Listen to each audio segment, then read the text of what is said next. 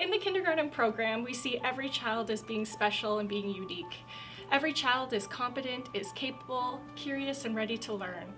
In every class, you'll see a teacher and an early childhood educator, and it's hard to tell them apart.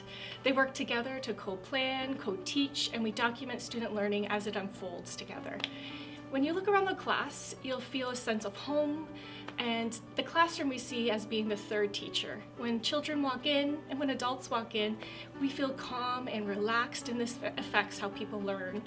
And as the day goes on, you'll notice that we take pictures with iPads and take videos, and we share this with parents about the learning, and we share this with the children so they can talk about their learning and extend it in the classroom.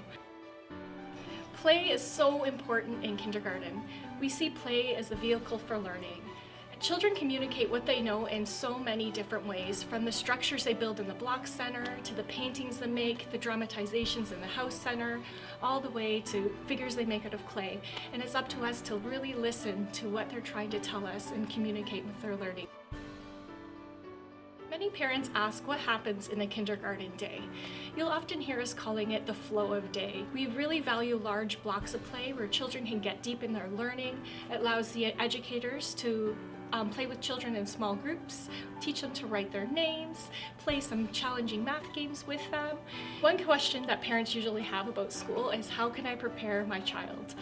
And one great idea is you can design a learning space in your house, a place that has paper, scissors, glue, tape, anything they can access at any time.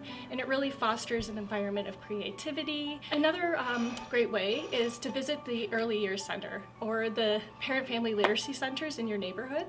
They have a kindergarten-like environment where they can go and practice social skills and take those new skills back to kindergarten into the classroom.